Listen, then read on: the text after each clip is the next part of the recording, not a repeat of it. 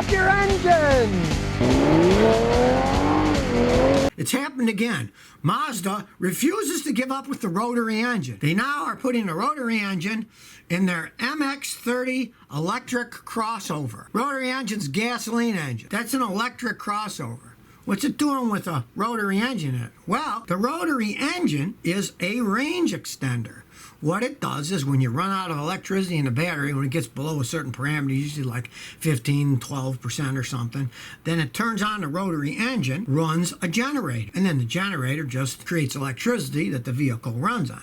So an electric motor doesn't care where the electricity comes from. You know, you'd still have full speed. It's not like the car would be running on a little rotary engine and have no pickup at all. It's that it's running off the electricity the rotary engine generates, so it'd still be just as fast as it was. Now, the MX-30 electric vehicle, they say that it's going to be out in 2022. Well, realize that, you know, already the 2021s are out. I just find it fascinating that Mazda has this thing about rotary engines. They just won't give up. They have problems with pollution and all kinds of things. But the thing is, they're small, they're tiny, they're compact, and they put out a lot of power for their tiny size. Even a little 1.2 liter rotary engine can put out quite a bit of power. Mazda has not given up with the rotary engine. They're going to use it as a range extender. It kind of makes sense. They got all that research and development in rotary engines. Why not finally put it to use in something that would be great? It's only a backup motor to run a generator, and then you're not going to be putting hundreds of thousands of miles on them, which wear all the engines out with those dumb apex seals. If it's just a backup generator thing, hey, it might outlast the car. Who knows? You wouldn't be using it all the time. And it is compact and puts out a lot of power. Dilshan says, if I drive a 2016 Lexus ES350 on gravel roads on mud, is it going to hurt things? Is it a bad thing? It's a well-designed car. It's made to run really well and last a long time. Any car that you drive on gravel roads and mud, it depends on what shape those roads are in. If they're full of potholes and you're not driving 3-4 miles an hour, you're going to damage the suspension system. You know, that's just the way that it goes. I mean, I used to go horseback riding in a place back where I grew up, Niagara Falls, and man, that dirt road going to the stables, it was full of gigantic holes. You could not go more than like 4 miles an hour in a car, or you're going to break the struts off and maybe bend the rims when you go through a pothole. I used to go in a motorcycle all the time, and of course, the middle was generally okay because the cars ride on the car ridge. I'd go 5-6 miles an hour in a motorcycle, but I'd ride in the middle where there weren't any holes. But you can't do that with a car because you got 2 sets of wheels in the front and the back, so you got to follow the path, and if they're full of holes, it's going to damage it if you go too fast. That's the only problem with that, is how bad is a gravel and mud road. And if you don't know, don't chance it. Like if it's been raining, what does water do? It fills holes, and it looks like that when you hit the boom.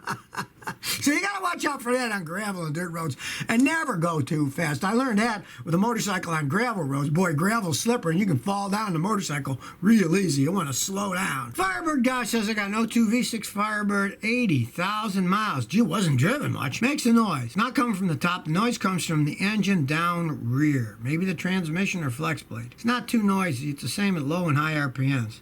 Idling, you can barely hear it. How can we check if it's engine or trans? Watch my video, Finding the Source of Car Noises. It's a sound detection device. I got mine used on eBay for 65 bucks. Brand new ones are like 150 bucks. And it comes with 4 of these transmitting sensors. And you put one on transmission, one on the engine. Then you got headphones on, and the receiving unit's got a click for 1, 2, 3, 4. Then you listen to one that you put on the engine, and then listen to 2 that you put on the transmission, see which is louder. And you can keep moving the transmitters until you get the absolute loudest noise, and that's where it's coming from. It's the best way to do it, especially if you're driving down the road. Strain the car with the weight of the car and pulling everything and driving on the ground. So you can do this while you're driving the car. It's really great for finding noises in cars. Those things out for years, and they pretty much perfected them. They're simple systems, just little broadcasters and a receiving unit, headphones. You can listen to wherever the noise. They got magnets on them. You can also Velcro them on, or you can get mechanics wire and twist that around something to hold it in place. And the part of the device picks up the noise. It's just like a battery clamp. It just clamps on whatever metal part. So it will pick up the noise. Just clamp it on, and then the body that transmits it, you can just wire on or Velcro on, or even I've used Gorilla Tape. It's better than duct tape. Held good enough for me driving around to find the noise. Mark 2018 says, Scotty, in your experience with your customers, what do you see in airbags in older cars from the 90s? Do they still work? and deploy properly when they're in an accident. And it's basically when airbags start. I have found that the airbag light isn't on. I hook a scan tool up to the vehicle, and there aren't any airbag codes or problems. A lot of guys still take the dash out, and where the airbag light is coming on, they'll just pull the bulb out or pick the LED with the ice pick so it doesn't light up anymore. So it could have a code, but you wouldn't see it because the light bulb's gone, the warning light. But if it shows that it's still not having any fault codes, yes, I've seen them work. My old son got in a wreck in a 92 Celica, and those airbags popped out. So, you know, they can still work. You're taking one big gambit is that the metal parts are all rusted when it deploys. Instead of pushing out of the side, they throw shrapnel in your face. So I really would not trust one. If it was that old, I would probably disconnect the airbag system. That's something I generally would do. In my old Celica, the airbag system, it's not connected anymore. It had problems, and I realized that I'm not going to trust these old things. I use seat belts anyways. Perfectly fine if you use them. You got to remember to buckle them up, but they're pretty simple. A belt snaps in and they're bolted to the floor, They work pretty good. Where airbags, you trust in technology? It's like a roll of the dice. And you roll the dice, 30 years later? Who knows? It might come out snake eyes. Well, here's some interesting transportation news. If it works, Toyota's fuel cell semi-truck will doom all the other startups. If you've read anything about that Nikola, the scams, the CEO had to leave. Now GM is talking about renegotiating their deal, and they might pull out entirely. And if GM pulls entirely out of Nikola, the Nikola stock will probably go to zero. It'll be worthless then. The thing is, Toyota's been working on fuel cells for a while. You can get a fuel cell Toyota in California. The problem, of course, is fueling it, which is not that big of a problem for a big semi-truck for a corporation. They'll just have hydrogen fuel cells filling up stations with hydrogen in them wherever their trucks go or in their warehouses. They can go a long way because all they're doing is generating electricity from hydrogen. They don't have to carry those big giant batteries around that take a long time to recharge. From what I've read about refueling hydrogen fuel cell trucks, it takes almost the same amount of time as it does to fill up a regular semi. They got huge tanks, and they'll take anywhere from 15 to 20 minutes to fill up, and it's the same thing with putting a hydrogen in. It takes 15 to 20 minutes, so it's the same technology. If Toyota makes it so that it's comparable what it costs per mile of driving those semis, that's the only thing that corporations think about that are using semis. If Toyota can make a semi that is at the same or lower level of cost per mile driven for the years that they use these trucks for maintenance, they're going to need less maintenance, for the electricity, setting up stations for charging them up with hydrogen, it'll be a big thing. It would doom Nikola for sure. They might be doomed anyways. But a big company like Toyota, they've been working on fuel cells forever.